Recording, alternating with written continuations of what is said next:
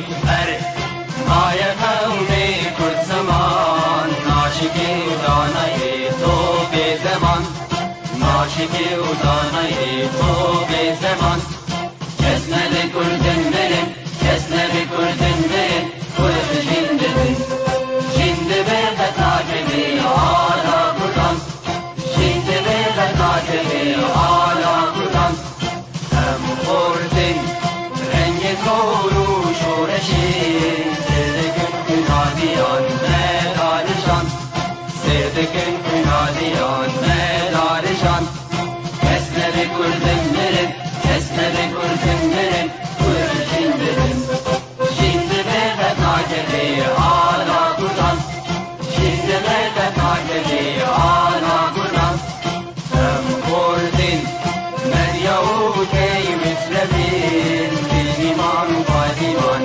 هر اجتماع دیمان و قادیمان کرد و کردستان کس نده کردن برن کس نده کردن برن کرد جنده برن جنده برد ناکبی آلا کردن جنده برد ناکبی آلا کردن راوی کرد را گوی سرفی و شیران بابقی نشیدگن تاجی جیهان بابقی نشیدگن تاجی جیهان کس نده کردن برن کس نده کردن برن کرد جنده برن جنده برد ناکبی آلا کردن جنده برد ناکبی آلا کردن کردنون هر حاضر و آمادنه جان فدانه جان فدا هر جان فدا جان فدانه جان فدا هر جان فدا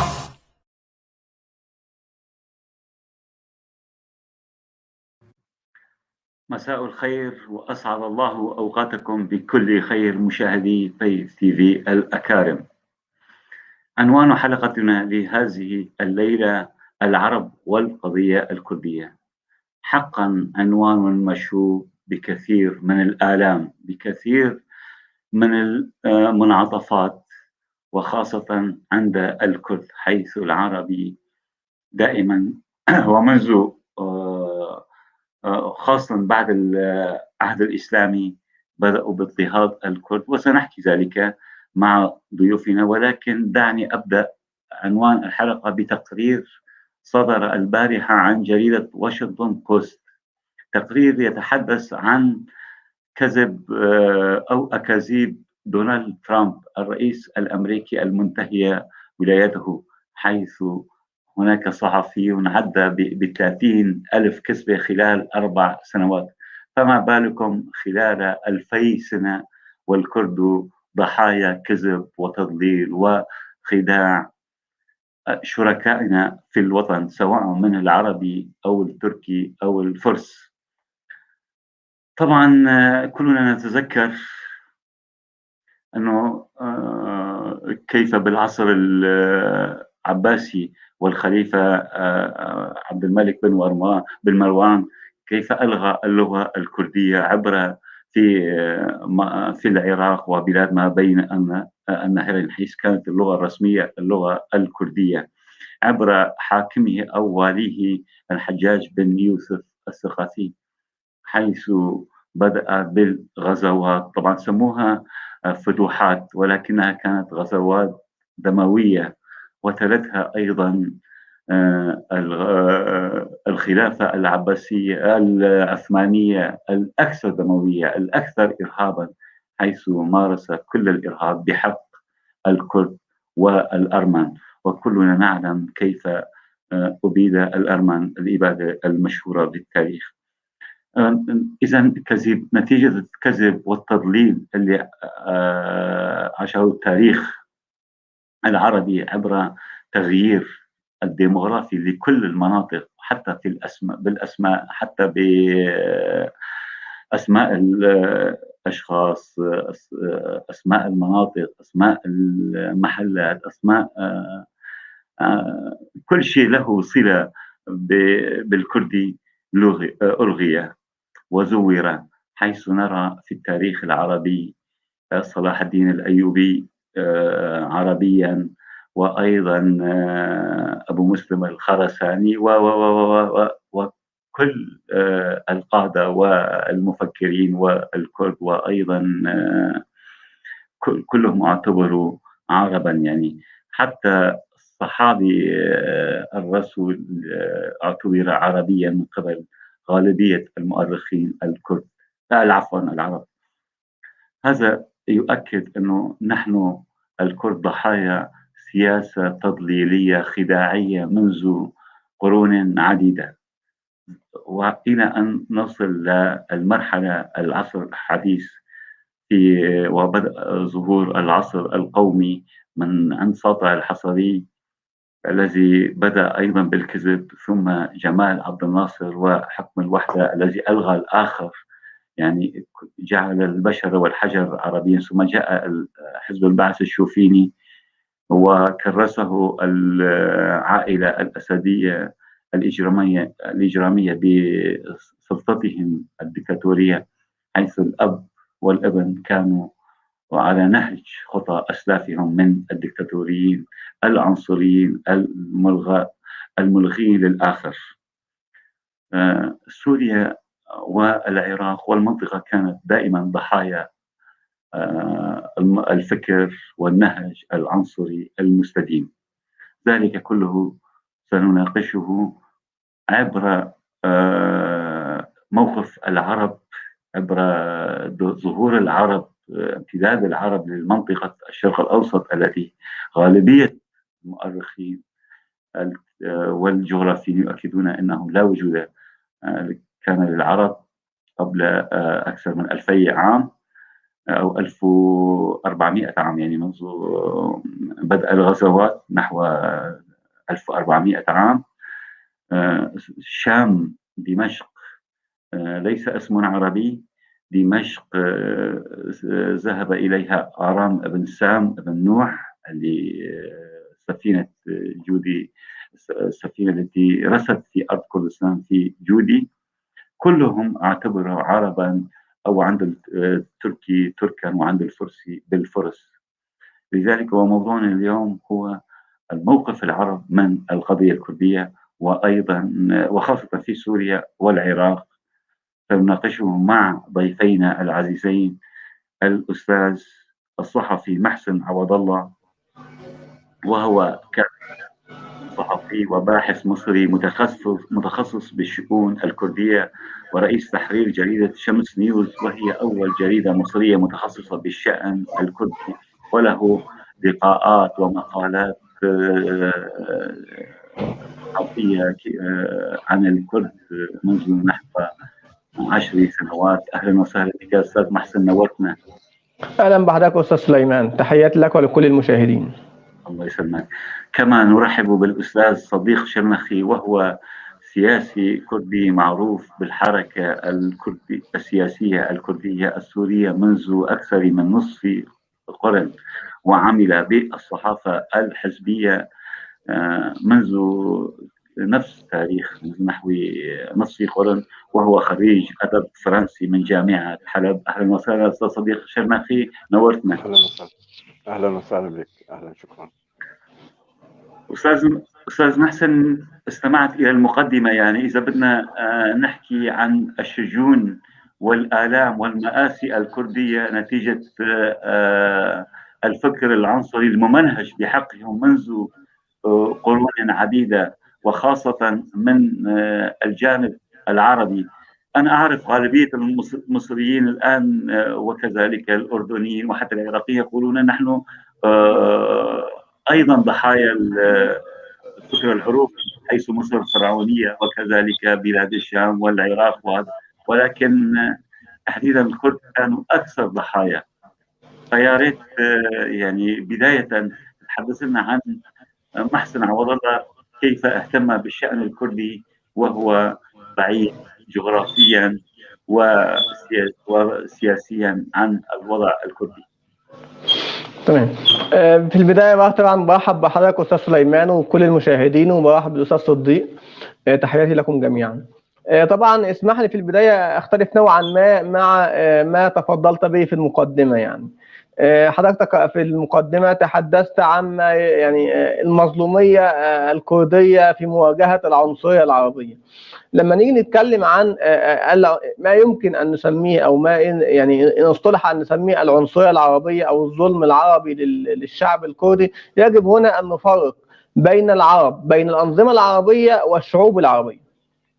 دي نقطة مفصلية في التعاطي مع الأزمة الكردية. الشعوب العربية بطبيعتها هي جزء من المفعول بهم في المنطقة، ليسوا أصحاب قرار ولا أصحاب إرادة، هم مجرد يعني ما يعانيه الشعب الكردي أو ما عاناه الشعب الكردي على مدار عقود تعانيه الشعوب العربية يعني. فأنا لازم أن نفرق جدا في هذه النقطة بين الشعوب والأنظمة. في كل الأحوال الشعوب تختلف بشكل كبير عن الأنظمة. الأنظمة تعمل لمصالحها وفق اتجاهات ومصالح وقوى دولية تحكم إطار وسياسة التعامل في الشرق الأوسط. أما الشعوب فهي لا أعتقد أن الشعوب المصرية، الشعب المصري أو الشعب الأردني أو أي من الشعوب تكون أي عداء أو وجهة نظر سلبية تجاه إخوانهم الكرد. بخصوص سؤال حضرتك حول اهتمامي بالشؤون الكردية، اسمح لي هنا بمداخلة صغيرة. تفضل. يعني حلبشة نتذكر خلال لحظات أبيد يعني 5000 شهيد خلال دقائق بالكيماوي، والعرب حسب ما درسنا بالتاريخ المناهج السورية نحو 400 مليون. لم نلاحظ 400 شخص عربي إن كان صحفيا أو كاتبا قاموا بمظاهرة وتنديد.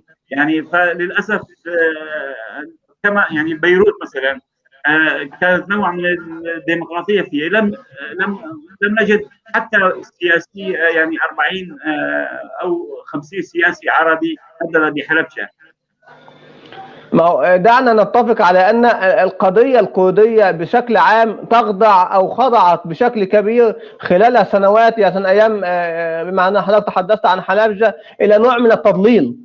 يعني التضليل الإعلامي هو أحد مأساة الكرد وأحد أسباب صناعة الخلاف بين العرب والكرد. حالة التشويه اللي تعرض لها الكرد على مدار عقود ساهمت بشكل كبير في وجود نوع من الشك مثلا الشك في الشك العربي، او ان اسميها بمعنى اوضح نوع من عدم اليقين العربي في ما يمكن وصفه بوطنية وانتماء الكرد الى المناطق التي يعيشون فيها. فهو احنا بنتكلم هنا عن تضليل اعلامي خضع له العرب، حالة من التجهيل فشل الكرد في ايصال صوتهم للعرب بشكل واضح، نتج عنه ان اصبح العرب خاضعين للإعلام والتضليل الإعلامي والتشويه الذي اعتمدته القوى المحتلة لكردستان وتركيا على رأسها في صناعة أو في صنع فجوة وجفاء بين العرب والكرد. تمام. بس كان لم تجب على سؤالي، ما الذي جذب الأستاذ محسن عوض الله إلى الاهتمام بالوضع الكردي؟ تمام. بخصوص الاهتمام بالوضع الكردي، أنا بدأت اهتمامي بالوضع الكردي من 2014، يعني مع الأزمة السورية وظهور القوات الكردية في شمال سوريا وإحداثها ومواجهة ومقاومة كوباني التي تحدث عنها العالم.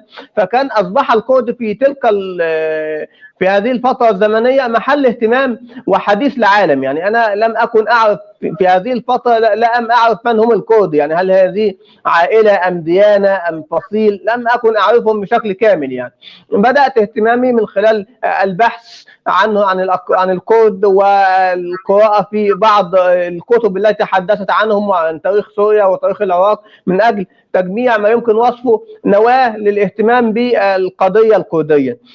كنت يعني بداية اهتمامي انطلقت من فكرة أن الأكراد أو الكرد كما تحبون أن تسمون، يعني الكرد هم مظلومين. يعني لا أعرف حجم المآسي والاعتداءات التي وقعت في تاريخ الكرد دفعتني للتساؤل لماذا يتم هذا كله بحق الكرد؟ ماذا فعل الكرد؟ يعني ما الجريمة التي ارتكبها الكرد ليتم اعتقالهم وإبادتهم وقتلهم ومنعهم من ثقافتهم أو حتى ممارسة شعائرهم؟ يعني كان الأمر بالنسبة لي محل استفسار رهيب. يعني لماذا هؤلاء يتعرضون لهذه الإبادات؟ ومن هنا بدأ ما يمكن وصفه بنوع من التعاطف. كيف لي أن أكون كرديا ولو للحظات؟ يعني كما قال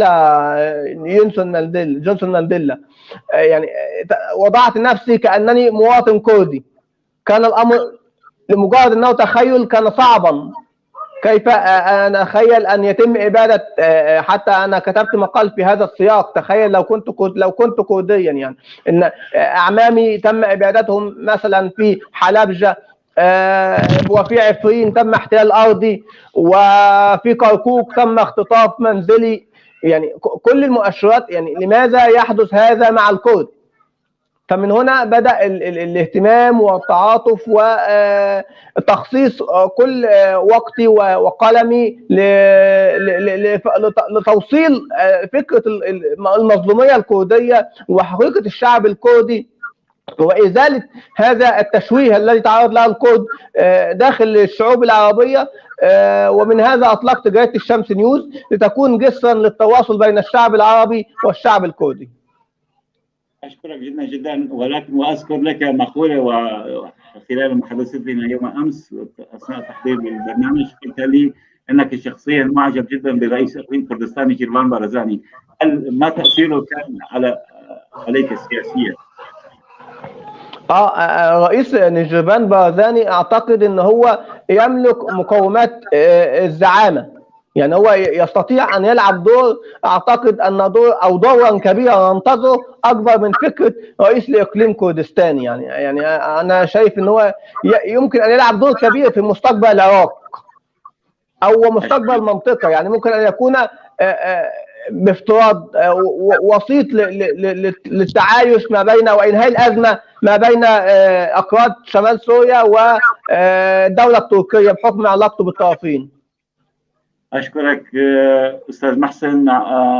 ننتقل إلى الأستاذ صديق شرنخي. أستاذ صديق، نورتنا مرة أخرى، ما تعليقك على ما تفضل به أستاذ محسن؟ وأيضا سؤالي، يعني هل ما جاء في المقدمة من لا نريد أن نحكي بالمظلومية ولكن هي حقيقة واقعة علمنا من ظلم، هل فعلا يعني أنا ظلمت العرب عروبة وجبت مسائل حلبجة؟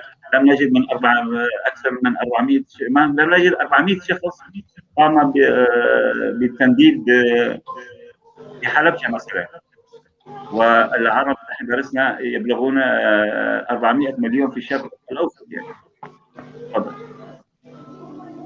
نعم، اولا اشكرك على هذه الاستضافه، واشكرك مره ثانيه لاستضافه استاذ محسن معي، العربي الذي اعتبره العربيه نموذجا للعربي النقي، الذي يحب ان يعرف شعبنا اكثر واكثر، ومن خلاله سنقدم شعبنا، أو هو سيساعدنا في تقديم هذا الشعب المظلوم إلى الأمة العربية بشكل أفضل ربما. ثانيا أشكر الطاقم بيف الذي أتاح لنا هذه المقابلة، وفي الكنترول خاصة الأستاذ الباقي حسيني الذي ذكرته، والسيدة يسرى زبير، اللذان يساعدوننا الآن وراء الشاشة. ونحن بدوري أن نشكرهم، وكنت سأشكرهم في نهاية البرنامج ولكنك سبقتني أستاذي الكريم. نعم هذا حقهم. نعم، حقيقة يجب أطلب من الأستاذ محسن أن يتحملنا كثيرا في هذه الليلة. لو كان في عرب كثير مثله فتحوا صدورهم للحوار وللنقاش العربي الكردي، كنا أفرغنا سابقا ما هو في الداخل، ولكننا يبدو سنضع كل الحمل على كتفه، فأرجو أن يتحمل. ثانيا عبر التاريخ نعم، ثانيا عبر التاريخ أنت ذكرت مثلا في المرحلة الجديدة، بس أنا أقول حقيقة عدة مرات قلت ربما أكون مخطئا أن مشكلتنا ليست مع الأنظمة العربية، إن مشكلتنا في الشعب العربي. يعني الموضوع تحول أنه إن مشكلة مع الشعب العربي. الشعب العربي إذا رجعنا للتاريخ، مو بعصر أنت ذكرت بعصر عبد الناصر العصر القومية العربية، وبعصر الشوفينية وزرع العنصرية اللي هن الفاشيتين، الفاشية الناصرية والفاشية البعثية، والفاشيات اللي صار بالمنطقة. نحن ما نحكي على الفاشيات الأخرى وهي كثيرة بالنسبة للترك والفرس، يعني إنما باعتبار موضوعنا هو موضوع العرب والكرد. طبعا إذا بحثنا في التاريخ سنرى القليل من الذين تحدثوا بشكل إيجابي وتاريخي عن تاريخ شعبنا الكردي، ولكن الكثير من الذين تندروا أو تصدوا لمحاربة هذا الشعب من الكتاب والصحفيين والسياسيين العرب للنيل من حق هذا الشعب هم كثر للأسف. يعني في البداية أقول أن شعب حر لا يضطهد شعبا آخر، هاي مقولة لينين. في البداية يجب أن يكون العربي حرا. فسؤالنا هو هل العربي حر حقيقة؟ لا أعتقد أنه هناك عربي حر بالوقت الحاضر. شعب عربي حر وشعب ديمقراطي في كل أغلب الدول العربية، أن لم أقل كلها. يعني إذا أنت ما تكون شعب حر ما تقدر تدافع عن شعب حر آخر.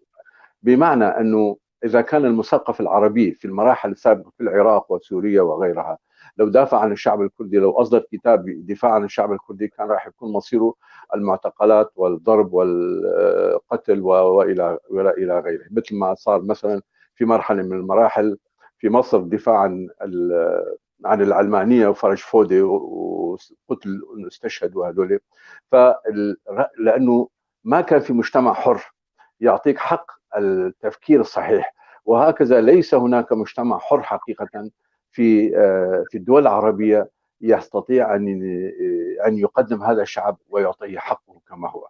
مثال حقيقي في سنة 1970 كنا شباب في أحد المناسبات بالقامشلي، تعرف رفعنا شعار بسيط هو عاشت الأخوة العربية الكردية. شوف هالشعار شقد هو بسيط وإنساني. تعرف اعتقلوا سبع شباب معنا وسجنوهم سنة واحدة لرفعهم هذا الشعار عاشت الأخوة العربية الكردية فقط، لأنه ذكر كلمة كردي.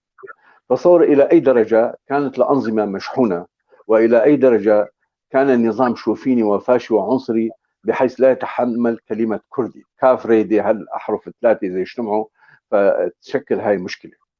وفيما بعد بالسنة 62 قبل 70 على أساس أنه ينظفوا المنطقة، ينظفوا سوريا، قاموا بقرار إحصاء السكان.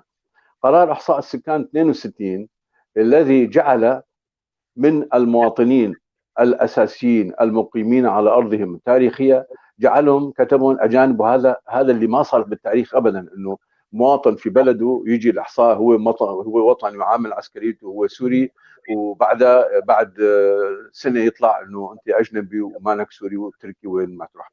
فشوف أثر السياسات العنصرية الشوفينية منين بدأت.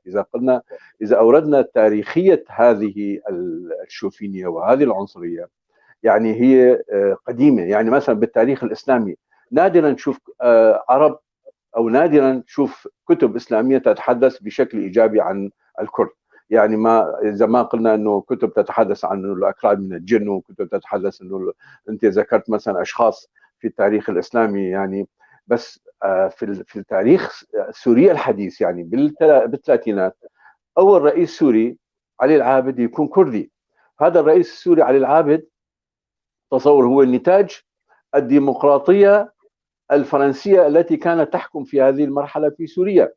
علي العابد وفوزي سلو ورئيس الأركان عبد الباقي نظام الدين ووزير الداخلية كان بوزو وبرمدة، كانوا هذول قادات أكراد حكموا دمشق. وقبل نفس القادة وآباها أو القادة هن اللي حاربوا الاستعمار الفرنسي لإخراجه من سوريا. تصور.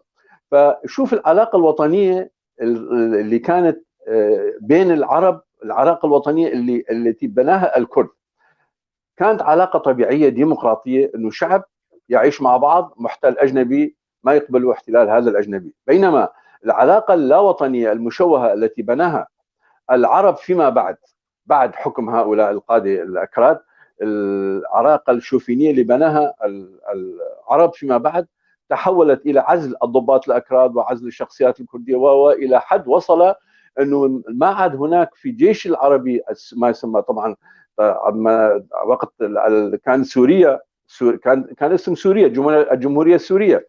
اجى عبد الناصر عمل الجمهوريه العربيه السوريه والجمهوريه العربيه المتحده، كلمات العربيه الغي بالتسلسل بعد سنوات ال50، الغي قليلا الغي كل شيء يمس بالشعب الكردي وتاريخ الشعب الكردي ووجود الشعب الكردي وتشاركيه الشعب الكردي وكل شيء.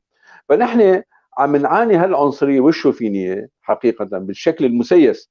نحن نحكي قبل العشرينات والثلاثين كان شكل تاريخي، يعني ما تحدث العرب المثقفين العرب. وانت ذكرت شو اسمه في عصر النهضه العربيه، يعني ذكرت اشخاص يعني في عصر النهضه العربيه اسمها النهضه العربيه، تصور ما عملوا النهضه السوريه او النهضه الوطنيه بوقتها. مثلا بهذاك الوقت رغم انه قاده النهضه العربيه ما كان منهم، كان الافغاني وكان عبده وكان ما كان منهم، ما كانوا حتى اكراد، كانوا عرب، كانوا غير اكراد، كانوا غير عرب حتى، انما باسم الوطنيه ما ذكروا وما اعطوا للشعب الكردي حقه التاريخي. فنحن ابناء هالجيل من 50 سنه للان، من 60 سنه للان، حقيقه نادرا ما سمعنا اصوات وطنيه واصوات عادله واصوات حق مثل صوتكم، انه يدعم الشعب الكردي والقضيه الكرديه والقضيه الانسانيه. يعني نحن عن قريب قبل فتره كمان عملنا مقابله ب 700 مثقف، يمكن تتذكر 700 مثقف يوقعوا على وثيقه هي الغاء الشعب الكردي والغاء حق الكردي، لحتى طلعنا نحن على شاشات التلفزيون ندافع عن وجودنا وندافع انه نحن موجودين كذا. فمشكلتنا حقيقه بالوقت الحاضر هي مشكلتنا مع الشعب العربي وليس فقط مع الانظمه. بدي اميز انا هالفكره. ليش؟ مع الشعب العربي لانه هالانظمه للاسف وصلت لحتى تغسل دماغ الانسان العربي، توصلت لان تلغي الوجود العربي، وتوصلت انه ان تشوه التاريخ العربي. وحتى في المدارس العربيه، في المدارس السوريه والعراقيه وغيرها، يقوم الانسان وياخذ بكالوريا وياخذ الشهاده جامعيه بكل حياته، مثل ما تفضلت انت كمان حديثا انه تعرف ما يشوف كلمه عربي وشعب كردي، وما يشوف حق الشعب الكردي وتاريخ الشعب الكردي، ومين هو صلاح الدين، ومين هو يوسف العظمه، مين هو فوزي سلو، مين هو كيف بنوا هذا الوطن. ما فيها التشاركيه. فاذا كان الشعب العربي هو بالوقت الحاضر هو ضحيه انظمته، ومشكلتنا هو مع هذا الشعب. المرحله الجديده هي شو؟ يعني المرحله الجديده هي انه فتح علاقه وفتح ابواب. اسمح لي استاذ صديق، خلينا نكون واقعيين. يعني الشعب العربي بنفسه ضحيه هذه الانظمه، يعني فلذلك نعم. فقد انسانيته، فقد كل مقومات انسانيته. يعني الشعب غير حر. نعم، الشعب حر لا يستعبد شعبا اخر. هاي المقوله. لا نتهم، خلينا نكون واقعيين. يعني مشكلتنا ليست مع الشعوب العربيه، انما مع الانظمه التي قمعت العرب والكرد معا. يعني ولكن المظلوميه الكرديه او الاضطهاد الكردي كان مضاعفا. يعني نعم. اقصد بشيء بمعنى اخر، اقصد انه نحن مشان المثقفين، هذا العبء هو على عاتق المثقفين العرب. مشان المثقف العربي يتحرر من العقليه الدولتيه او عقليه الدوله او عقليه اداره الدوله، يعني مشان يتحرر منها يجب ان يقرا التاريخ ويعيد النظر في التاريخ بشكل عام وبشكل كردي، يعني بمنظور يعني ما هو دور الاكراد في التاريخ، ما هو دور الاكراد في الاسلام، ما هو دور الاكراد في بناء الدوله الحديثه. ما هو كريم استاذ صديق، الكرد وليس الاكراد. الكرد او الاكراد، نعم الكرد، نحن نحب نستعمل كلمه الكرد. دور الكرد في بناء حتى الانظمه العربيه الموجوده في بناء الحضاره الموجوده. يعني مثال نحن حتى رحنا حتى فكريا تاثر علينا، صرنا نلفظ اكراد يعني حتى نحن للاسف نتيجه هذا. نعم انا لا اميز. استاذ سعيد صديق، سنعود اليك بعد ان هنا نسال استاذ محسن. نعم سنعود اليك بعد ان نسال انا ما اميز بين الكرد والاكراد كثيرا، هذا مصطلح فيما بعد تم تداوله، ولكننا نحن قرينا بالاعلام وفي السياسه بيمارس هذه الكلمتين، ويمكن ان نصحح ايهما افضل. نعم تفضل استاذ محسن، مرة ثانية يعني أهلا بك وسعيد جدا بوجودك معنا.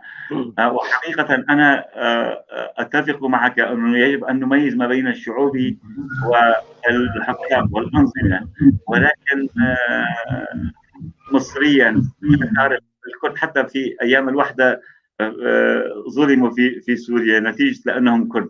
حتى الكرد يعني تعرف أنت في عائلات كردية مصرية عريقة في كافة المجالات السياسية والثقافية والفنية. يعني الفيلم المصري الشهير عن صلاح الدين الأيوبي يعتبره بطل عربي، وأنا أحد المخرجين المصريين حكى لي شخصيا أنه حاول يلفت النظر أنه ما يطلق عليه اسم البطل العربي لصلاح الدين. فيلم صلاح الدين أنت تعرفه يعني عاملين إنتاج مصري، يعني إنتاج السينما المصرية، ولكن رفض. فالممثلون والكتاب أليسوا يمثلون الشعب؟ فلذلك حتى الشعوب تأثرت، ونتيجة كما قال وزير الإعلام الألماني أكذب حتى صدق نفسه صدق الآخرون، والشعوب صدقت أنصياتها بأنه فعلا الكرد من الجن ومن عبا قاتلين البشر وإلى ما هنالك، حتى صاروا موضوعا في عيون غالبية الشعوب المنطقة وليس العرب معها، ولكن نركز على العرب كون موضوع الحلقة عن العرب والقضية الكردية. تفضل أستاذ محمد. طبعا برحب بحضرتك مرة ثانية. طبعا موضوع الثقافة والمثقفين والكتاب والممثلين وكونهم معبرين عن الشعب دي طبعا فيها كلام، يعني لأن السينما بحكم أنها أحد أدوات النفوذ السياسي والقوى الناعمة للدول، هي تخضع بشكل ما في كثير من الدول للنظم الحاكمة، يعني تخضع لتوجهات النظم الحاكمة. لا يجرؤ صناع السينما على صناعة مواد أو صناعة أفلام أو مسلسلات دراما مخالفة لوجهة النظر الحكومية أو وجهة النظر الرسمية. فبالتالي أنا لا أبرئ هنا المثقفين العرب، لأن المثقف بطبعه كمثقف المفروض يبحث عن الحقيقة أينما كانت بغض النظر عن الضغوط التي أو طبيعة أو الثقافة العامة. هو المثقف ليس هو ابن الثقافة العامة، ليس هو ابن المتداول. المثقف هو من يبحث عن المختلف، هو من يبحث عن الحقيقة أيا كانت طبيعتها أو أيا كانت تصادمها مع الواقع الذي يعيشه. ولكن كثير من الكتاب العرب، كثير من المثقفين يستسهلون الامر ويعيشون في كنف السلطه ولا يجدون حرجا من ان يكونوا ابواقا لتلك الحكومات. نعود ثانيه لنقول ان الشعوب خضعت للتجهيل، وليس يعني هو احنا بنتحدث بس، يعني انا لست بصدد الدفاع عن الشعب العربي او تبرئته من فكره عدم التعاطف مع الكرد، ولكن يعني انا استضيفك. نعم. ليس كصحفي عربي، كانسان محترم تحترم انسانيتك اولا. الانسان يولد انسانا اول شيء حرا، وبعدها يختار القوميه ثم ياتي الدين. ولذلك ما بعرف يعني انا كانسان مصري، كمثقف مصري، كاعلامي ناطق باسم الحقيقه اللي يجب على الانسان ان دائما يكون مع الحق. يعني انا لم اعتبرك عربيا، يعني اخترتك لانك انسان تحترم انسانيتك. وحتى هناك في اصوات كثيره تقول المصريين ليسوا بعرب كما دمشق وكما غيرها، يعني ليسوا بعرب، فانتم فراعنه لكم حضاره عريقه جدا جدا. هل انت عربي فرعوني؟ يعني هل هناك من المثقفين العرب يعني مصر يستطيعون ان يقولوا نحن مش عرب الا قليلا، يعني نتيجه تشوف الهيمنه يعني هو انا بعتبر ان الاصول وجذور الانسان ليست ذات قيمه في حياته. يعني حياه الانسان هي مواقفه واراءه اللي بيبنيها بناء على وجهه نظره الشخصيه. لا يعني لن ابني وجهه نظر بناء على اني يقال اني عربي او انني فرعوني. يعني هذه ليست يعني ليس الفتى من قال هذا ابي ولا هذا عمي. يعني الفتى من قال هذا ذا كما تقول الحكمه يعني. وبالتالي نحن نتحدث عن الاكراد او الكرد تعرضوا لنوع من الدفن في التاريخ. يعني الأكراد كانوا مدفونين في أعماق التاريخ، ثم حدث عليهم نوع من التشويه. يعني دفنت، يعني كما يعني نتحدث بالعامية المصرية، كأنك دفنت إنسان ثم ألقيت عليه أطنانا من الرمال ثم قلت أن هذا رجل قاتل. فبالتالي بدأت مع تعاقب الأجيال وأصبح هناك هذا ضريح القاتل، هذا ضريح القاتل، دون أن يعرف أحد أن هذا رجل شهيد أو أن هذا رجل مظلوم. فبنتكلم على ان حجم النفوذ الاعلامي الذي تعرض له، الذي قام بسياسه تشويه الاكراد خلال عقود من الزمن. يعني كميه الاموال اللي صرفت من جانب الدوله التركيه او الدول الداعمه لها من اجل تشويه وتغييب القضيه الكرديه ورجم الكرد بكل خطيئه لدى نفوس الشعب العربي، هذه يعني حجم الاموال والسنوات كان كبيرا جدا. فبالتالي العرب هم ضحيه للتشويه الاعلامي، ضحيه لغياب الصوت الكردي الباحث عن التواصل وايضاح الحقائق امام العرب. العرب كما قلت هم يعني لن يبحثوا في ظل المشاكل الداخلية بدولهم والمشاكل والأزمات التي تعانيها الدول العربية. لن يبحث المثقف أو رجل الشارع العربي عن مشكلات أبناء أقلية أخرى في دول أخرى تجاوره أو تسكن بجانبه.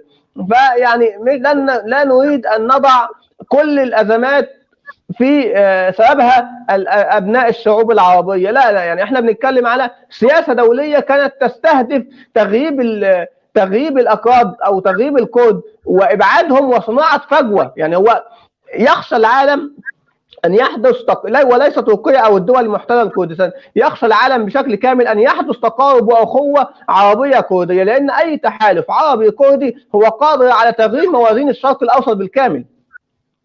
أستاذ محسن، ولكن غالبية، إن لم نقل كل، الغالبية العظمى المطلقة من المعارضات السورية السياسية والمثقفين السوريين من كتاب وصحفيين وفنانين السوريين والعراقيين كونوا جزئين من كردستان محتلة من قبل أو ملحقة قصرا بالعراق وسوريا.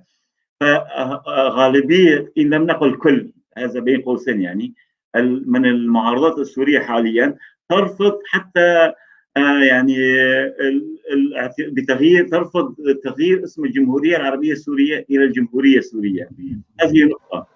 النقطة الثانية، الإدارة الأساسية في شمال وشرق سوريا، شوف، ليست فيها اسم إقليم كردستان ولا فيها شيء كردي. وحتى الحزب في وايدين يقول نحن حزب وطني، يعني الدعوة إلى أخوة الشعوب، يعني ليس لهم شيء كردي لا في اسم ولا في أفعالهم، ورغم ذلك يحاربون من المعارضة السورية ويقولونها الإجرام الكردي. وما القنوات الإعلامية السورية المعارضة والتصريحات من 99% فقط 99% الانتخابات العربية كلهم ينددوا يعتبروا هذه الإدارة إدارة كردية ويجب محاربتها، يعني كما حاربوا استفتاء في سوريا والعراق. ما قولك على ذلك؟ هو احنا برضه مش عاوزين ناخد المثقفين المقربين من السلطه مثلا في سوريا والعراق على انهم نموذج لعموم الشعب العربي او لعموم المثقفين العرب.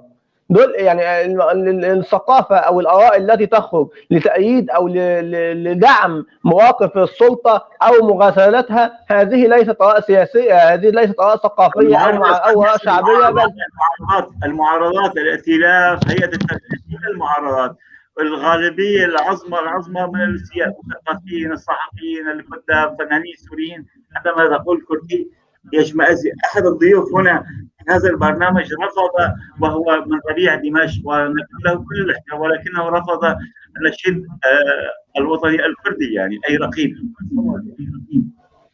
ما يعني عندما تحدثني عن الائتلاف السوري والمعارضه السوريه التي تعيش في احضان انقره والنظام التركي وتتلقى تمويلات من المخابرات التركيه وانها تعادي الشعب الكردي، فهذا امر طبيعيا. يعني معاداه الشعب الكردي تدرس في المدارس التركيه، وكل من يتعاون مع تركيا لابد ان يكون معاديا للاكراد. يعني لو صعد الأكراد، أنا دوما أقول لو صعد الأكراد للمريخ لصعد وراهم الأتراك. فأي حد له علاقة بتركيا لابد أن يثبت ولاءه للنظام التركي من خلال الهجوم على الشعب الكردي والهجوم على الإدارة التركية والهجوم على استفتاء كردستان. فبالتالي هذا ليس مقياسا. يعني المعارضة المدعومة تركيا سواء في سوريا أو في العراق، يعني مع احترامي الكامل، الزيارة الأخيرة اللي قام بها وزير الدفاع التركي إلى بغداد والتقى بقيادات بغداد، يعني كان الهدف منها أكيد ظهرت بعدها بأيام من خلال تصريحات الرئيس التركي باستهداف مدينة سنجار المقدسة للأيزيديين.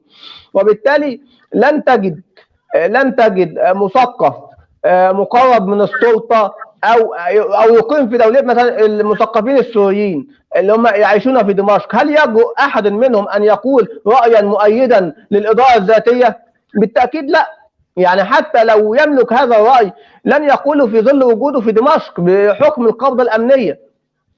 حتى خارج دمشق هناك يعني كل المعارضات، يعني حتى خارج الائتلاف الموجودين في اوروبا يعتبرون هذه الاداره اداره كرديه، رغم ان اصحاب الاداره يقولون لسنا اداره كرديه. يعني ما هو يعني هي فكره انها اداره كرديه ويسيطر عليها حزب الاتحاد والحزب الاكراد، وهذا فعلا يتم تداوله بشكل كبير. ولكن هل هي فعلا اداره كرديه؟ هل ده امر واقع؟ ربما يكون، ولكن لا تحاسبني من يحكم، ولكن حاسب على الانجازات التي تحققت، حاسب على مدى رضاء الشعب عن الاداره وسياستها، نحاسب على حجم الانجازات. يعني انا من وجهه نظري ان ايا كان من يحكم في اي مكان، يعني لا يشترط ان يكون هناك وجهه نظر او قوميه الرئيس لا تختلف عن يعني ليس شرطا. حتى افترضنا قوميه عربيه وحقق انجازات، هل نقول ان العرب هم من نجحوا؟ ولكن هو مشروع الذي يدار في شمال سوريا هو مشروع كامل، مشروع يتحدث عن اخوه الشعوب وان لا فرق بين العربي والكردي، واعتقد ان هي مبادره جيده وتصلح للتعميم في عموم سوريا بشكل كامل، بغض النظر عن الاراء الناقده لها. لان مهما يعني لو نزل الاله ليحكم الارض لوجدت له معارضه. استاذ صديق، لو نزل الإله للأرض لعارضه هناك الكثيرون، وخاصة أذكر لك أستاذ محسن أنه لو الكردي ذهب إلى المريخ سيحارب كما قال أردوغان نفسه، لو هناك دولة كردية في الأرجنتين سأحاربها. أستاذ محسن، يعني فعلا يعني أحيانا وقت نحكي عن المظلومية يجب أن نحكي عن المظلومية، ولكن في ظل هذا الاضطهاد الذي نعانيه، في ظل الآلام المزمنة أو المآسي أو الكوارث المزمنة الذي نتعرض له منذ قرون، ما السبيل؟ يعني ما السبيل؟ نحن أمام أفكار وعقائد ومدارس شوفينية تحاربنا، إن كانت عربية أو فارسية أو تركية. كيف بدنا نتقارب إلى هذه الشعوب؟ كيف بدنا نوصل رسالة للعالم كله وخاصة لشعوب الشرق الأوسط بأنه لا استقرار، لا أمن في المنطقة إذا كان كل مكونات المنطقة بأمان وسلام، ومنها راية شعب كردستان إذا لم تكن حرة خفاقة عالية في سمائه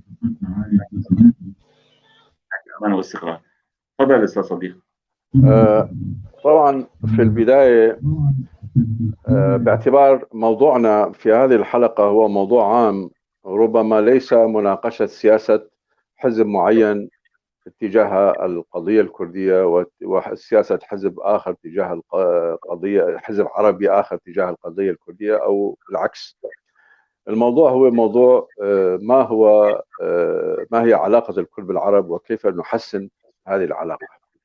أنا أرى أن تحسين هذه العلاقة هو في الأساس هناك علاقة جدلية بين الأنظمة التي تربي مثقفيها والمثقف الذي يؤثر على الأنظمة، وهذه العلاقة تتطور فرضا إيجابا أو سلبا حسب درجة الحرية الموجودة في ذلك المجتمع، وحسب قوة نيل الحرية والاستقلالية والديمقراطية الموجودة في المجتمع. يعني مجتمع مبني دستوريا على الديمقراطية وحرية الرأي وحرية الصحافة وحرية الفكر وحرية الأحزاب يستطيع أن ينقل مصلحة أهل هذه الجغرافيا أو هذا الوطن إلى يعكسها على السلطة وعلى إدارة هذه السلطة. نحن مثلا كمثقفين كرد وسياسيين كرد طبعا نرحب في هذه الأصوات الإيجابية، وأنا أقول أنه لكي نقف ولكي نخفف من هذه الفوبيا الكردية، الفوبيا الموجودة عند الأخوة العرب ضد الكرد، يجب أن تتولى هذه المهام النخبة المثقفة من العرب. يعني بالوقت الحاضر أنا لما أخاطب واحد عربي بده يناقشني من هلا للصبح انه انا عربي وانت كردي وانت عم تحكي اللي دافع كردي وانا عم بدي اقول له انت تحكي اللي دافع عربي. ولكن اذا تحرك الاستاذ اخ محسن في جريدتي، وانا قريت المقال اللي تحدث فيه عن زياره عكار الى العراق والى اقليم كردستان، قريت المقال، عنده مقال جيد. يعني نحن اذا عملنا هالتكتلات الثقافيه العربيه لفهم القضيه الكرديه، ونحن كمان بنفس الوقت من جانبنا نحن كأكراد مثقفين لو تعاملنا مع القضية العربية، مع القضايا العربية وتعاملنا معها إيجابيا، سواء مع قضية فلسطين، سواء مع قضية الجزائر سابقا، سواء مع القضية المصرية، وسواء مع كل القضايا العربية، نحن وحتى بالعراق كنا إيجابيين دائما في علاقتنا مع قضايا الشعب العربي ضد الفرنسيين وضد المضطهدين وضد الإنجليز وضد جميعهم. وحتى بالتالي في سنة نحن كنا نقدر ننشئ كيانات كردية في مرحلة من المراحل باتفاقنا مع الفرنسيين واتفاق أكراد العراق مع الإنجليز. إنما في الشيخ محمود الحفيد حارب الإنجليز وما خلاه، الإنجليز بالنتيجة منعوه من أن يبني دولة كردية وأن يكون ملك كردستان، لأنه حارب الإنجليز بدعوى العروبة والإسلام.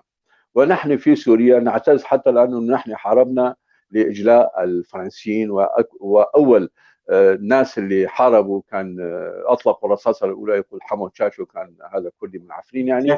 ونفتخر الآن غالبية المثقفين العرب أو السياسيين العرب السوريين يقولون يا ليت فرنسا بقيت 100 سنة أخرى في سوريا. لكن نحن كمان أنا هلا أقول كنت أتمنى إنه ما تطلع فرنسا. ثبت إنه لو بقيت فرنسا حتى الآن كان راح يكون في على الأقل أجواء ديمقراطية وحرية وتوزع المهام وتوزع الوظائف، توزع وظيفي. أما إنه أنا يجب أن لا أشعر إنه في هناك عداء وظيفي بيني وبين الإنسان العربي.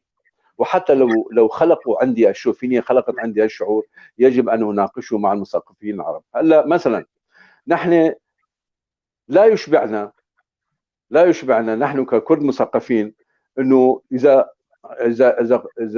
مجموعه قويه من المثقفين العرب ما تدافع عن القضيه الكرديه، افتح الكتاب اشوف يدافع عن القضيه العربيه وعن عن القضيه الكرديه وعن انسانيه الكردي وحق الكردي كذا. انا اريد ارجعك لمقوله لليني يقول من مهام المثقفين في القوميه الكبيره ان يدافعوا عن وجود القوميه الصغيره وحقها في إنشاء دولتها وفي حق تقرير المصير. ومن مهام المثقفين في القومية الصغيرة أن يحافظوا على وحدة البلد وعلى وحدة على الوحده والتشارك في هذا البلد. شوف في سؤال جدا جميل من زميلتنا الاستاذه نجاح هوفك المحاميه، تقول: الا يتحمل الاعلام الكردي والحركه السياسيه الكرديه المسؤوليه في عدم تعريف الشعب العربي؟ مع تحيه لك. طبعا هي كانت احد الاسئله اللي كنت بدي اسالك لك يعني، ولكن سبقتني. نعم، اشكرك لك والاخت نجاح. حقيقه نحن كمثقفين كرد وكسياسيين كرد على الاقل، نحن ما قصرنا دائما، ولكننا كان احد الجوانب. نحن اذكر في سنوات السبعينات والثمانينات، اذا تطلع انت تشوف ادبيات الحركه الكرديه، الجريده الكرديه تطلع، انا كنت احد كتابها، نص الاعلام هو عن فلسطين وعن نشاط الشعب الفلسطيني وعداء لاسرائيل، ويمكن النص الثاني فقط هو عن القضايا الداخليه والقضايا الكرديه. تلاحظ كان في ربط صحيح وسليم بين القضايا العربيه وبين القضيه الكرديه.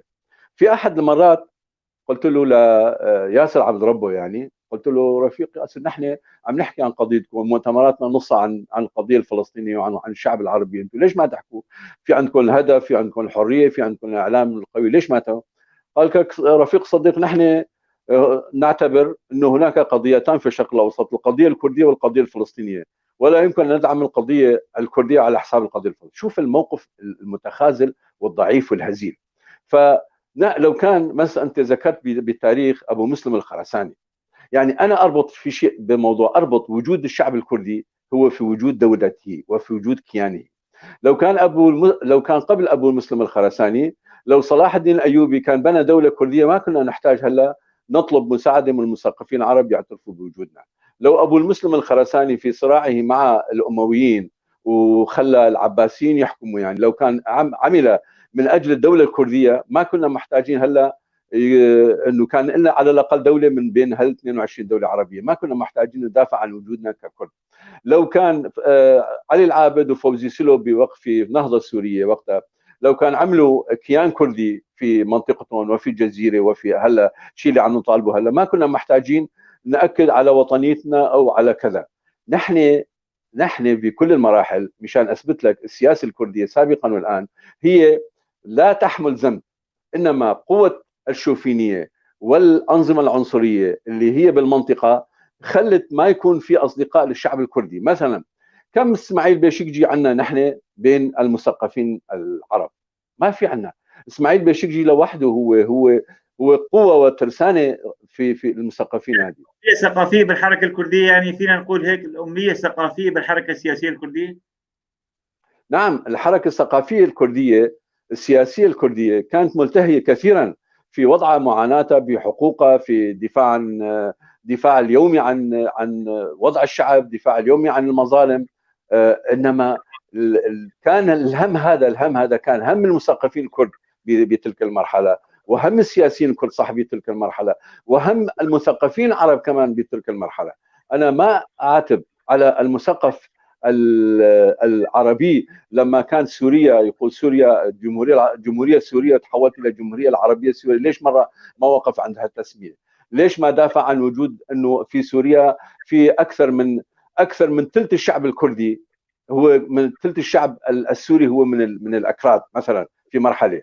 ليش ما دافع عن ليش الجغرافيا المؤرخين العرب ليش ما ذكروا وجود الشعب الكردي بين في هذه المنطقه؟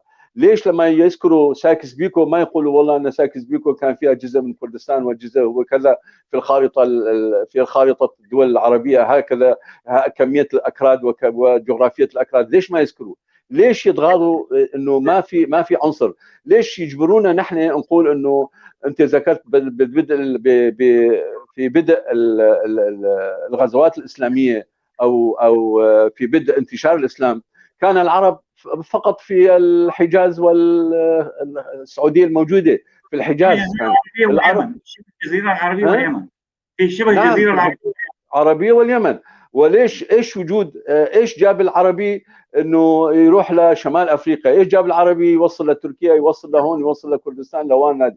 يعني اكيد هاي نتيجه التمدد والغزوات والانتشار الايديولوجي اولا باسم الاسلام، وثم تحول الانتشار الأيديولوجي إلى انتشار عربي. نحن نذكر في سنوات السبعين إزاء نمو الحضارة، إزاء نمو المواقف الحضارية في المنطقة، رجع المثقفين العرب لم يجدوا في تاريخهم إلا الإسلام حضارة كغزو واحتلال وحوكمة. ناس الأمازيغ، نحن والأمازيغ كنا أكثر ناس ضحايا الغزوات الإسلامية يعني.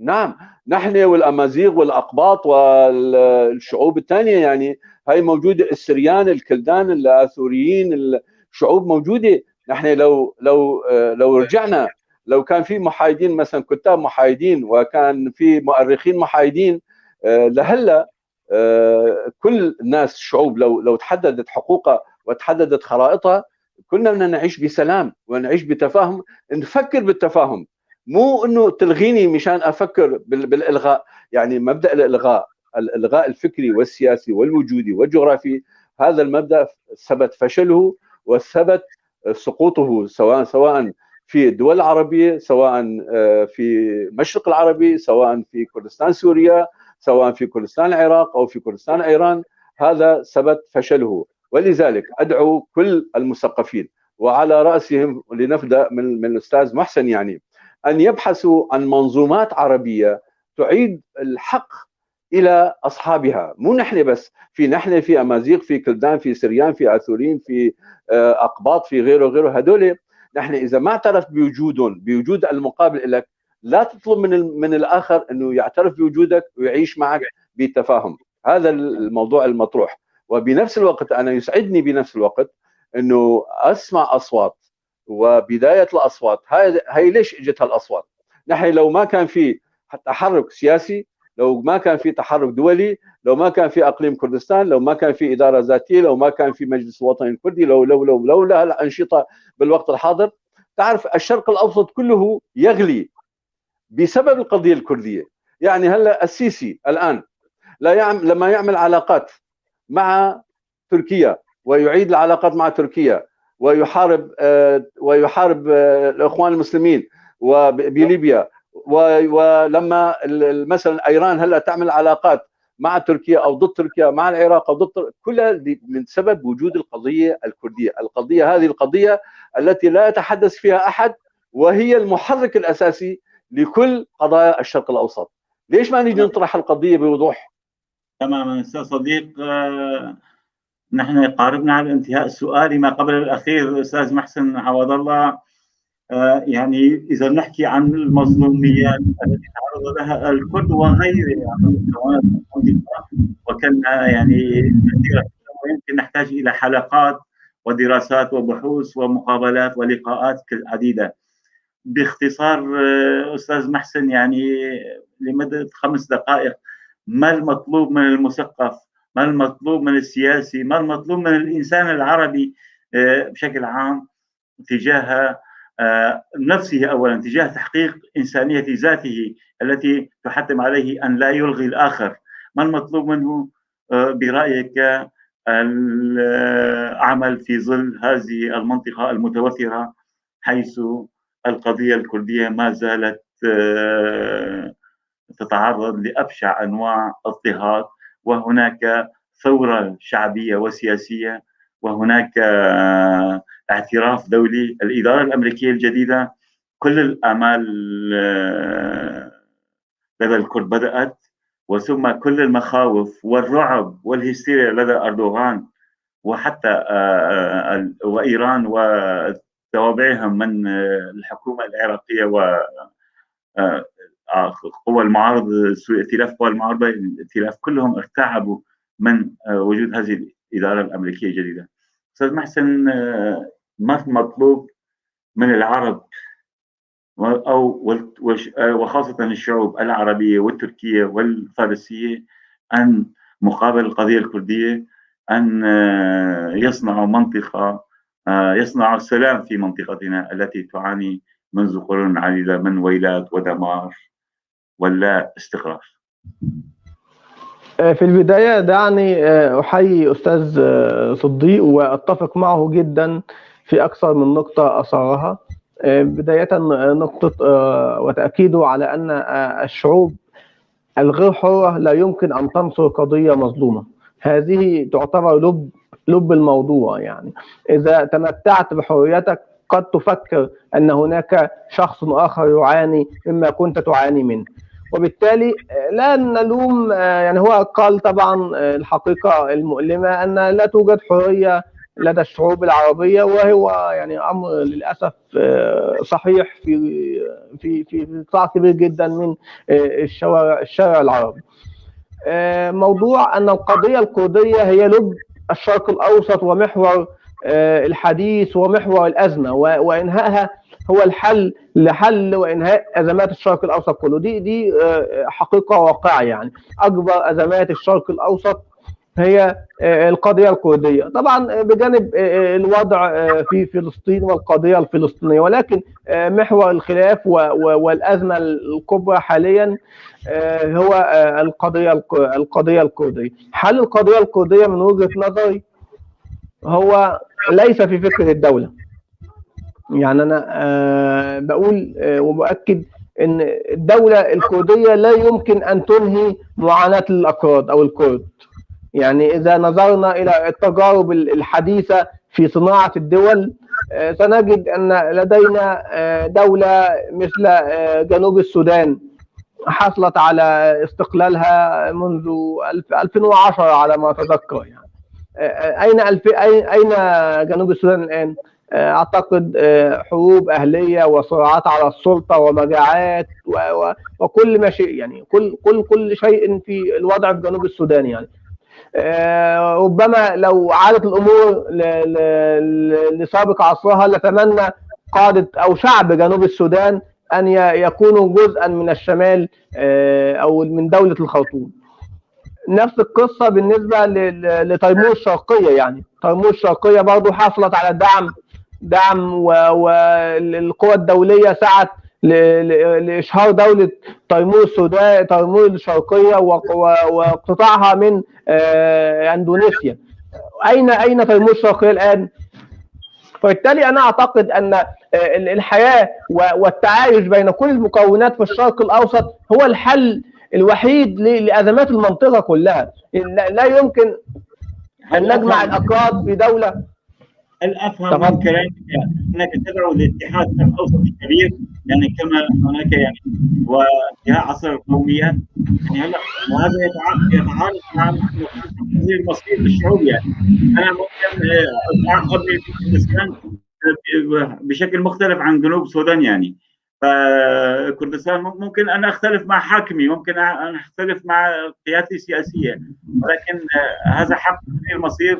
انا لا امنع عن احد حق تقرير المصير. انا اتحدث من المستقبل، ان فكره الدوله، يعني رفضي لفكره الدوله او حديثي او عن فكره الدوله وانها لا يمكن ان تكون الحل لا يمنع من تأييد الكامل لحق الكرد في تقرير مصيرهم.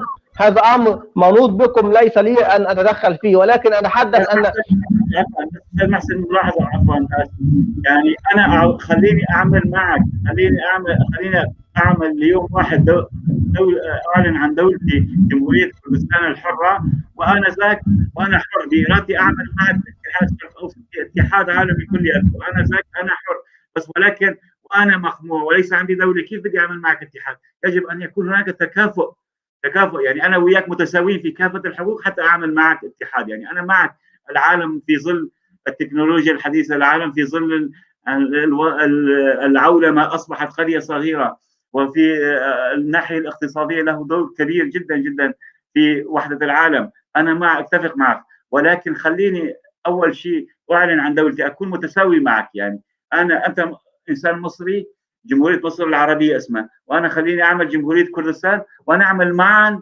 اتحاد شرق اوسطي او اتحاد عالمي، شو ما بدك تسميه سميه. لا خلاف، ولكن هو يعني الاول نحل الخلافات الداخليه سواء داخل الكرد انفسهم، ثم نتحدث عن دوله. يعني دوله كردستان ستكون في العراق ام في سوريا ام في ايران ام في تركيا؟ يعني هو في ازمه خاصه بالتكوين نفسها. يعني كردستان تعرضت لظلم تاريخي، تم بناء عليه تشريد الشعب في 4 دول يعني رسميه غير دول غير المهجر. فبالتالي هناك يعني ازمه كردستان اعتقد انها من الصعوبه ان يتم حلها او تناول ازمتها في لقاء تلفزيوني، لان الوضع اعتقد ان هو خطير بشكل كبير. نحن عندما نتحدث عن فكره التوحد والغاء فكره التجاوز عن فكره القوميه، يعني ليس شرطا ان تعاملني كعربي واعاملك ككردي، لا، نحن في البدايه نحن بشر بلا قوميه، بعيده عن فكره الدين، نحن نتعامل مع البعض بشكل انساني. لك كل الحقوق وعليك كل الواجبات، سواء بقى ايا كنت عربي سورياني كردي، التزم بالقانون وبغض النظر عن اي شيء. فهو ده اعتقد الحل، يعني هو تطبيق القانون والدستور بشكل مطلق على كل المكونات بلا استثناء او محاباه لاحد هو الحل لكل ازمات دول المنطقه. استاذ محسن، الان نحن في اللجنه الدستوريه في خلاف اللجنه الدستوريه السوريه حول اسم الجمهوريه العربيه السوريه. العرب متمسكين ان تكون سوريا المعارضه والنظام متفقين معا ان تكون اسم سوريا الجمهوريه العربيه السوريه. عن اي دستور تتحدث يا استاذ محسن؟ الوضع، او يعني لو نحدث عن الوضع في سوريا، الوضع في سوريا وضع استثنائي لا يمكن القياس عليه بشكل كامل اصلا، يعني ولا وضع غير شرعي. يعني نظام في دمشق لا يملك شرعيه، ومعارضه معارضه لها اذرع مسلحه ارهابيه، فكيف لهؤلاء ان يشاركوا في وضع دستور لمستقبل سوريا؟ يعني الدستور الوضع السوري ما ينفعش اقول ان سوريا هي القياس وهي الدستور. لا، الدستور حتى لو اسقطت اللجنه التاسيسيه السوريه عن اقامه دستور بهذه الوضعيه وهذه التشكيله، فهو دستور باطل لانه لا يعبر عن مكونات الشعب. اذا الدستور مثل الدستور العراقي نظام فيدرالي بيكون افضل للدول المتعدده القوميات والمذاهب الدينيه. أنا أعتقد أن الفيدرالية هي الحل لكل أزمات الشرق الأوسط، وخاصة الدول متعددة العرقيات والمكونات، سواء العراق أو تركيا أو إيران. كل الدول اللي فيها مختلف الأطياف يجب أن تكون هناك فيدرالية، والفيدرالية يعني تشمل دولة اتحادية تتسع للجميع بغض النظر بقى عن كونك كردي أو عربي. هو فيدرالية على أساس إقليمي وليس على أساس عرقي. تمام، اشكرك جدا استاذ محسن. نعود الى استاذ صديق.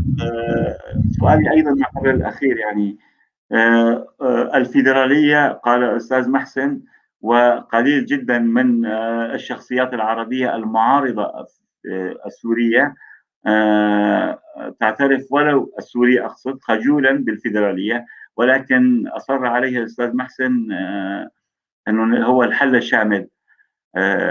لذلك وكرديا الآن هناك مشكلة. هناك المجلس الوطني الكردي منذ التأسيس دعا إلى الفيدرالية، ولكن الآن في ظل ديمومة بقائه بالائتلاف هناك تراجع نسبي، مرة استخدام مصطلحات لا مركزية ومصطلحات كذا. الفيدرالية إذا نريد أن نطبقها في سوريا يجب أن نكون أقوياء موحدين بموقفنا. الكرد الآن لحد الآن مو متفقين على أي شكل يناسبهم في سوريا الغد. يعني السؤال مهم هو، بس قبل ما أرد على السؤال ورد بإلحاح سؤال من الأخ عبد الخان، وهو من اتحاد المثقفين. هو عبد الخان يطرح الموضوع، ونحن عدة مرات من زمان، من 20 سنة، من عدة عقود، عم ننادي يعني باسم المظلومية، وعم ننادي بالتعاون والمظلومية الكردية. للجواب على هذا السؤال، نحن لم ننتظر أبدا أن يعطينا أو أن يمنحنا أحد من الناس حقنا أو الاعتراف. نحن عملنا في عدة جوانب، عملنا في الجانب الثقافي. نعم، نحن ننتظر الاعتراف بحقوقنا وليس منحنا. الحقوق لا تمنح، لا ننتظر. لا أختلف معك. ننتظر الاعتراف بحقنا، أن تعترف أن لي حق عندك، نعتذر من شريكي في المنطقة بالوطن أنه لي حق، يجب أن يعترف. نعرف أنه لا يستطيع مسلم مضطهد لا يستطيع أن يمنحني، ولكن أن يعترف بحقي الفيدرالي على الأقل في سوريا. أقصد أنا بالنسبة للسؤال الأول تبع عبدال، أنا لا أنتظر الاعتراف من أحد، إنما الاعتراف هو أن أناله، أن أخذه كما قال الشيخ معشوق. الحقوق لا تعطى، إنما تؤخذ بالقوة. القوة هي ماذا؟ القوة هي قوة وجودك على كل الساحات، الوجود العسكري أو السياسي أو الثقافي أو الإعلامي أو الكذا. نحن لو لم نمتلك القوة الآن في الشرق الأوسط وقوة رسالتنا الإنسانية. نعم، وقوة رسالتنا الإنسانية، الرسالة الكردية الإنسانية.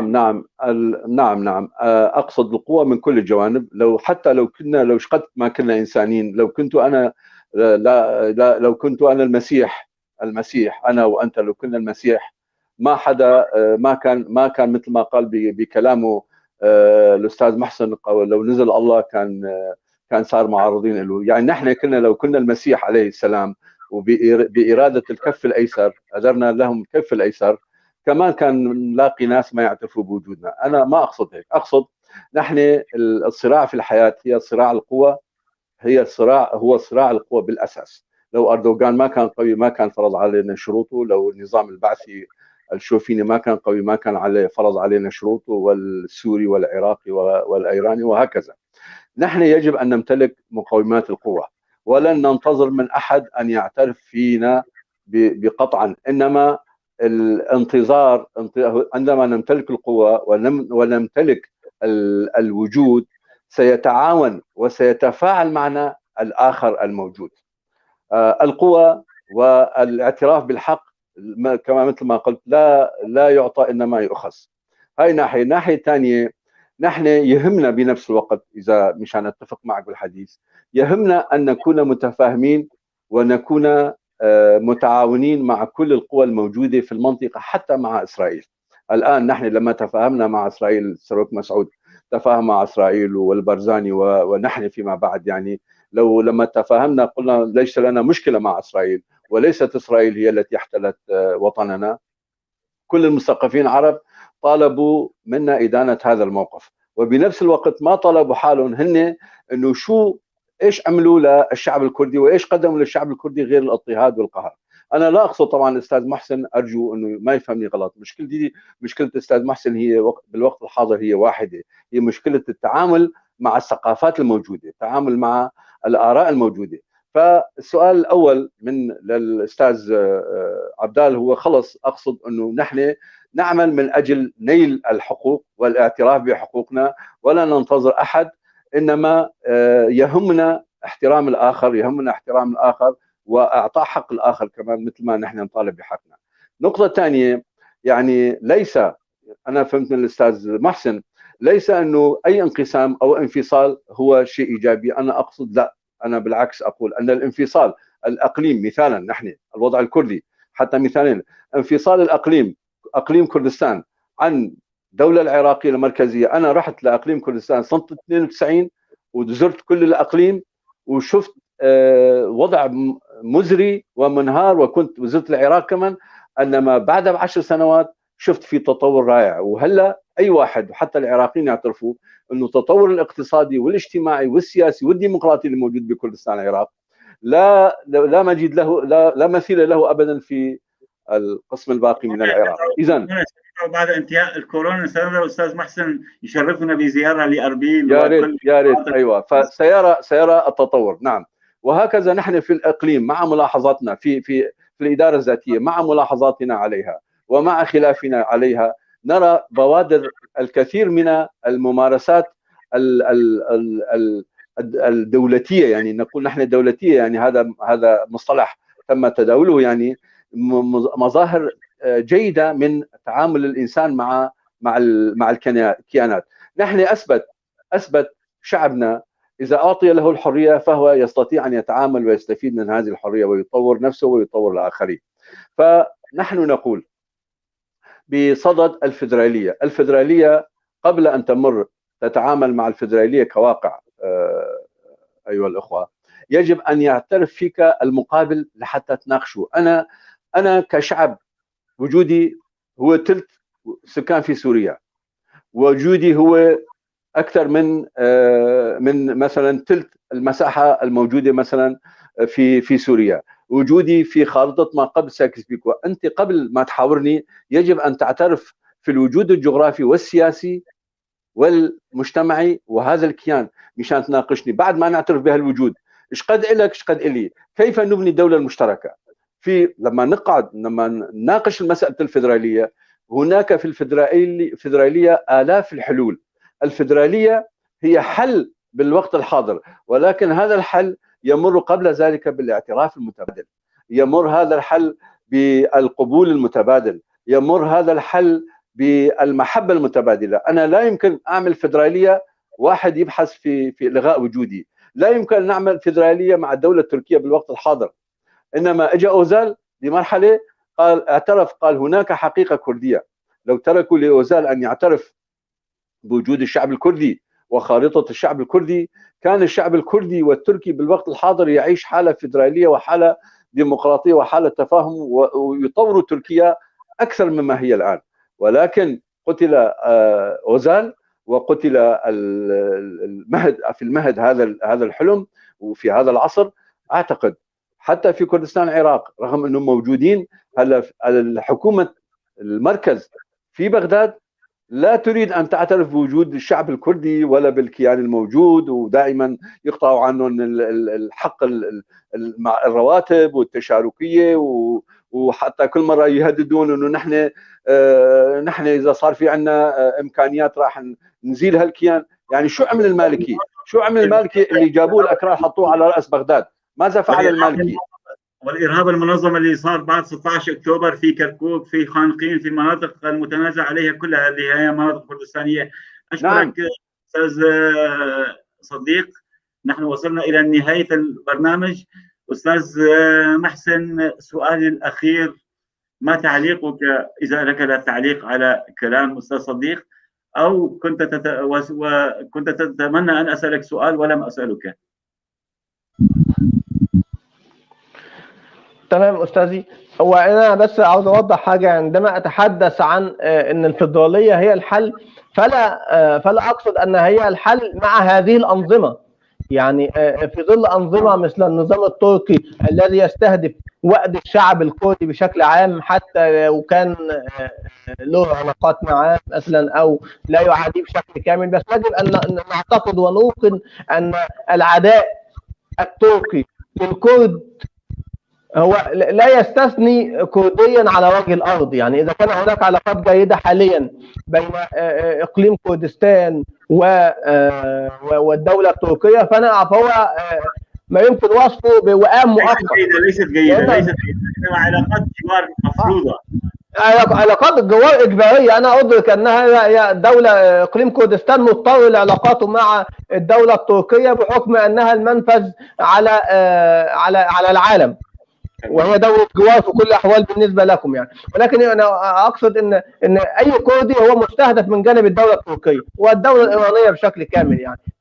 وبالتالي عندما نتحدث عن فيدرالية تجمع أو تحل أزمات المنطقة، لا نقصد هذه الأنظمة المستبدة التي ترفض الحقوق الكردية أو حتى ترفض الاعتراف بالوجود الكردي. هذه نقطة. بخصوص الحوار، طبعا أنا أشكر حضرتك جدا على الحوار، وحابب دايما أن يكون في تواصل ما بين المثقفين العرب والمثقفين الكرد، ويحدث بعيد عن الأنظمة وبعيد عن السلطات، يحدث اندماج وتواصل دائم بين القضية. المثقفين الكرد يجب أن يسعوا للتواصل مع نظرائهم في الدول العربية والتعريف بالقضية.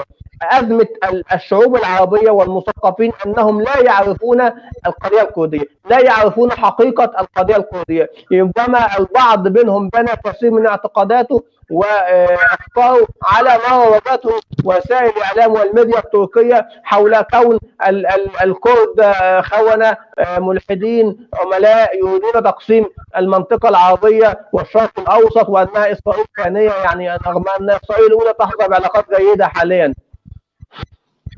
وبالتالي انا ادعو للمثقفون الكرد للتواصل، لتجاوز فكره ان العرب لم يتفاعلوا مع قضايانا او العرب ينظروا الينا. لا، اصطدم انت مع الواقع واقتحم على العرب خيماتهم المغلقه، ووضح وجهه نظرك واظهر عداله قضيتك. فهذا هو الحل من اجل استعاده حقك وكسب المزيد من الداعمين والمؤيدين. اشكرك جدا استاذ محسن. صديق، كلمه اخيره لك، هل كنت تتمنى ان اسالك سؤالا ولم اسالك؟ طبعا انا كنت اتمنى فقط ان لا نكون نحن الكرد مصدر خلاف مع العرب كعرب وأمة العربية كأمة عربية. تلاحظ أنه شحنة الحقد وشحنة الخلاف، يعني طيب من المنطقي أنه هلا يخلوا العرب يخلوا خلافهم معنا في الوقت الذي يتصالحون فيه مع اليهود أو مع الإسرائيليين الذين صارعوهم خلال سنوات طويلة. يعني هذا شيء غير منطقي. المثقف العربي لازم كان يعترف بحق تقرير المصير للأمة الكردية وللشعب الكردي قبل هلا. يعني لو شفنا رد الفعل العربي والثقافي باعتراف العرب والمثقفين العرب بحق تقرير المصير للشعب الكردي، كنا جلسنا مع بعض وناقشناهم. خيو شلون تعترفوا انتم بحق تقرير المصير؟ فيدراليه ولا لا حكم ذاتي ولا حكم ذاتي ولا استقلال؟ كنا ناقشنا، كنا انتقلنا للمرحله الثانيه بعد مرحله الاعتراف بحق تقرير المصير للشعب الكردي. ولكن ارى انا في بدايات، هالبدايات سليمه من المثقفين العرب، يحبوا يتفاهموا يفهموا القضيه الكرديه ويتفهمون المساله الكرديه. هاي اراها بدايه سليمه، وكنت اراها قبل ان يتفاهم المثقف العربي مع حتى الاسرائيليين الاعداء التاريخيين، لاننا لم نكن اعداء تاريخيا لهم يوما ما. انما اطالب المثقفين العرب ان من جهتهم ان يبنوا منظومات كامله للتعريف بالقضيه الكرديه والامه الكرديه. واطالب المثقفين الكرد ايضا بان يكتبوا كل يوم وكل شهر ان تخرج عناوين جديده عن تاريخ الشعب الكردي ودور الشعب الكردي والتعريف بالشعب الكردي. هاي مهمه المثقفين الكرد. ربما الاحزاب الكرديه نتيجه الهموم اليوميه ما صار لها مجال، وربما المثقفين الاحزاب الكرديه النخبه لها ما كانت نخبه مثقفه. هاي كمان مشكله. يعني كان نور الدين صازا في سنه 57 دكتور في علم الاجتماع ودكتور في دكتوراه، كان يحمل دكتوراه 2، انما ما كان نور الدين صازا ما قدر يعمل مؤلف عن تاريخ الحركه الكرديه والشعب الكردي، لانه كان مهموم انسان بالحركه السياسيه اليوميه، واعتقل وسجن وعذب وطرد فيما بعد. وهكذا المثقفين الكرد الموجودين اليوم في كردستان العراق وفي كردستان سوريا هو عددهم كثير وكثير جدا. وارى من مهامهم ايضا مثل ما اطلب من المثقف العربي ان يعرف قضيته وان يعلن قضيته للكرد والعرب والشعوب الاخرى والثانيه. وانا لي امل كبير مع هذا التعريف ان توجد القوه. لا تعريف بدون القوه، ولا قوه فجه في العالم تتحقق بدون منطق سياسي ومنطق طبيعي وقانون انساني. أشكرك. ثانيا اشكر انا الشباب اللي ساعدونا بهالبرنامج، وخاصه قلت انت كمان في البدايه، قلت بالبدايه كمان نفسنا اشكرهم بالكنترول، واشكرك انت، واشكر حواري مع الاستاذ محسن. انا سعيد في هكذا اللقاءات، واتمنى انه كيف تحقق مثل هذه البرامج في المناسبات الاخرى.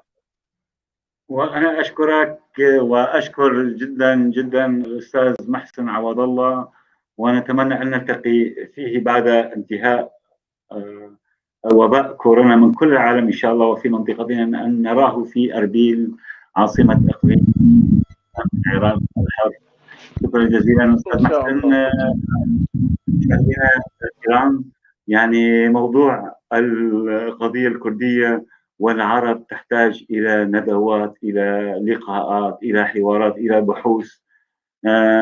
أنا هنا كمان أدعو كل المثقفين الكرد كما ذكر الأستاذ صديق، وخاصة الاتحاد العام للكتاب والصحفيين الكرد الذي يرعى هذه المؤسسة الإعلامية قناة فير تي في، أن يكون لديه حوار تحت الطاولة أيضا، وليس حوار إعلامي فقط تحت الطاولة، حوار ثقافي مع شركائنا بالمنطقة، مع العرب والترك والفرس.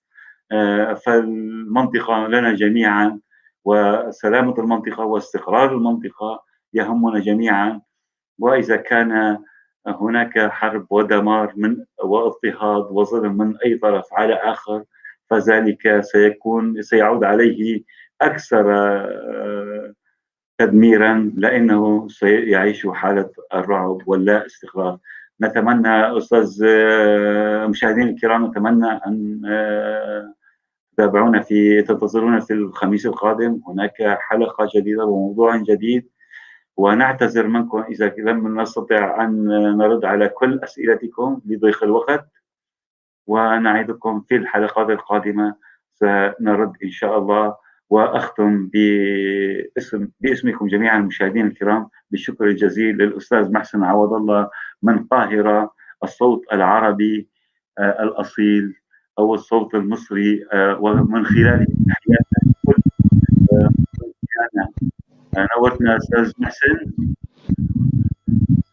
أشكرك أستاذي، وتحياتي لك ولكل المشاهدين والقائمين على إدارة اللقاء. تسلم. كذلك تسلم.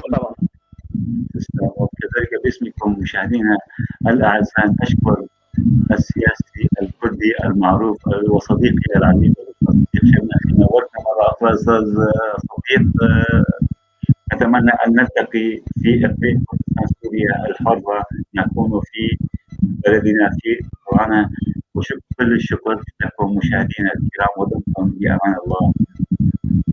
أشكرك مرة ثانية، وأشكر كل المشاهدين، وأشكر الأستاذ محسن على هذه الاستضافة. كل الشكر لكم وللمشاهدين الكرام. باي باي.